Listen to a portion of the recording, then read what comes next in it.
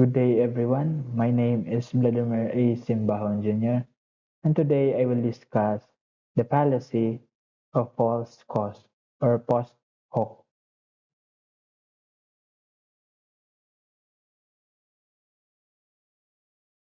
So, false cause, or in Latin, post hoc, is a logical fallacy that occurs whenever the link between premise and conclusion depends on some imagined causal connection that probably does not exist.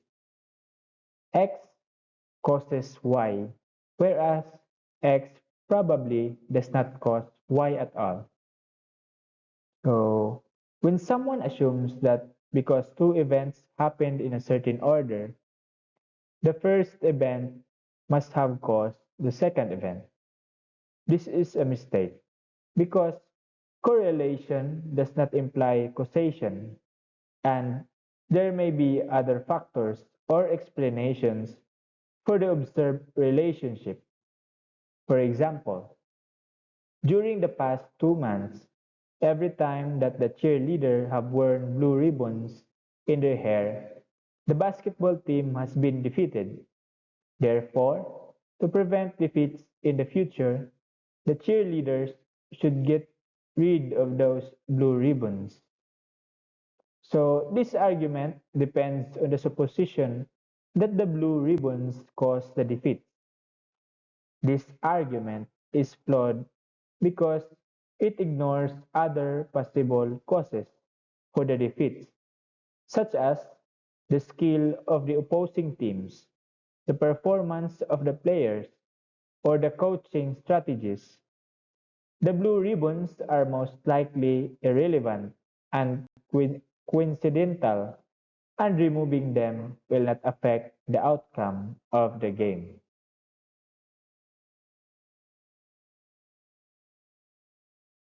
So there are varieties of the false cause fallacy. The first false cause fallacy, post hoc ergo propter hoc, or in translation, English translation, after this, therefore, on account of this. So this variety presupposes that just because one event precedes another event, the first event causes the second. It infers that A causes B just because A happens before B. However, this is not always the case, as there may be other factors or causes that explains the relationship between the two events. For example, a black cat crossed my path and later I tripped and sprained my ankle. It must be that black cats really are bad luck. This is a fallacious argument because there is no logical connection between the black cat and the sprained ankle. The person is ignoring other possible causes, such as their own clumsiness, the condition of the pavement, or a distraction. To avoid this fallacy, one should look for evidence that supports a causal link between two events and not rely on mere temporal sequence or coincidence.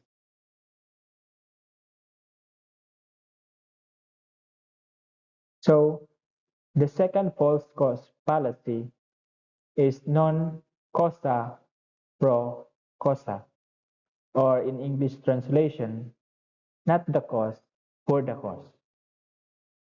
In this second cause, false cause, it is committed when what is taken to be the cause of something is not really the cause at all, and the mistake is based on something other than mere temporal succession. It infers that A causes B just because they are correlated without considering other possible causes or factors.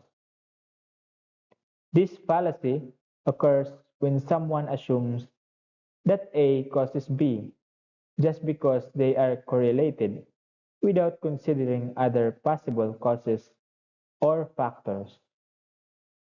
For example, the rooster crows every morning before the sun rises. Therefore, the rooster causes the sun to rise. This is a faulty reasoning because there is no causal connection between the rooster and the sun. And there are other factors that explains why the sun rises every day.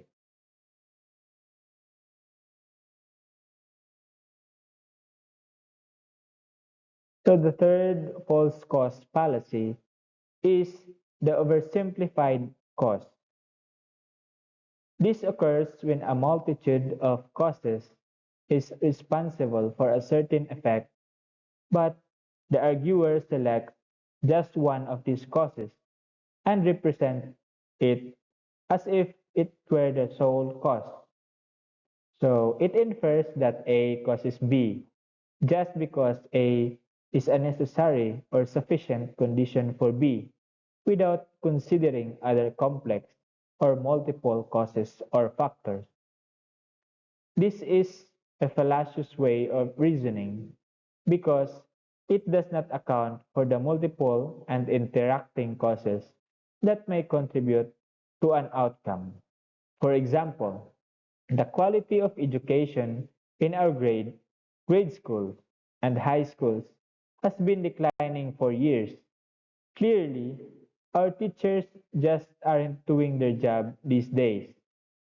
So this argument is oversimplifying the cause of the decline in education quality as it assumes that teachers are the only factor that affects education and that they are solely responsible for the problem.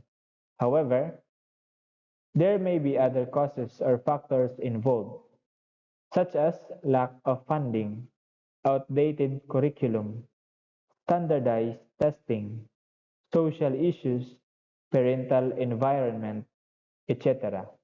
Therefore, the argument is committing the oversimplified cause fallacy by presenting a single cause as if it were the whole explanation.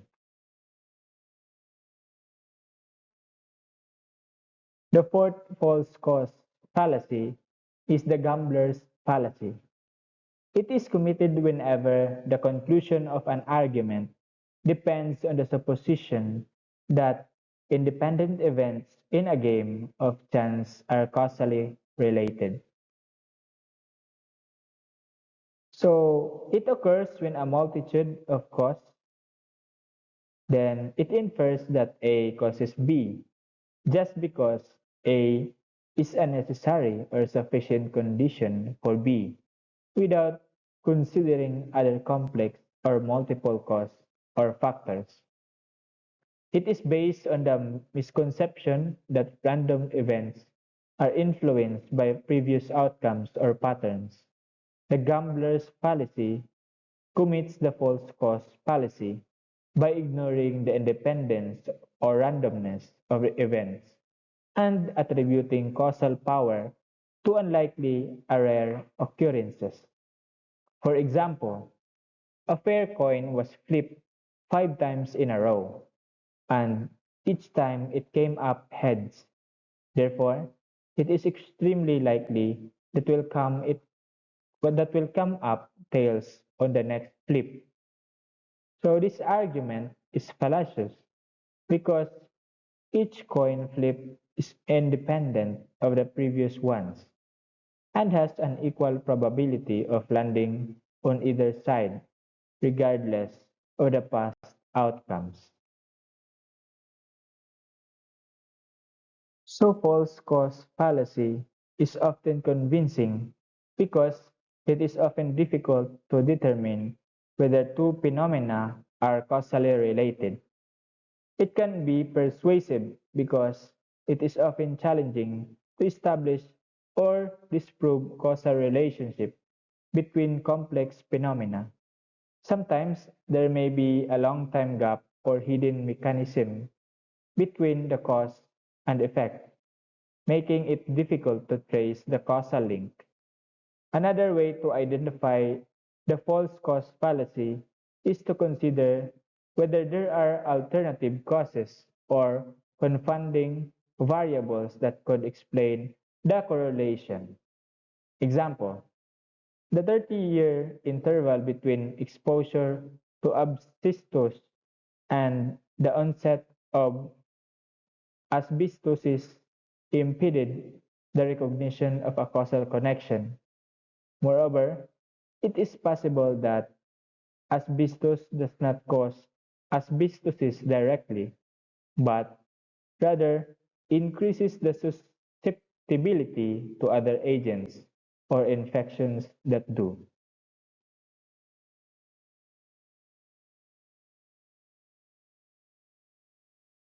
The realm of human action constitutes another area in which causal connections are notoriously difficult to establish. Example: the attorneys for accused murderer Dan White argued that Twinkies, Coke, and potato chips causes him to kill San Francisco Mayor George Moscone. Other attorneys have blamed their clients' crimes on PMS, rap music, childhood abuse, mental retardation, and hallucinations. So, human behavior is influenced by many factors such as motives, emotions, beliefs, values, norms, and circumstances. It is often hard to isolate and measure these factors and their effects. Therefore, it is easy to commit a false cause fallacy when trying to explain or justify human action. So, in conclusion, false cause or post hoc in Latin is a logical fallacy that occurs whenever the link between premise and conclusion. So there are four varieties of the false cause fallacy. First is post hoc ergo propter hoc. In translation, after this, therefore on account of this. It presupposes that just because one event precedes another event, the first event causes the second. The second variety of the false cause is the non causa pro causa. In English translation, not the cause for the cause. It is committed when what is taken to be the cause of something is not really the cause at all, and the mistake is based on something other than mere temporal succession. The third is oversimplified cause. It occurs when a multitude of causes is responsible for a certain effect, but the arguer selects just one of these causes and represent it as if it were the sole cause. The fourth and the last, the gambler's fallacy. It occurs when a multitude of causes is responsible for a certain effect, but the arguer selects just one of these causes and represent it as if it were the sole causes. So that's all, and thank you.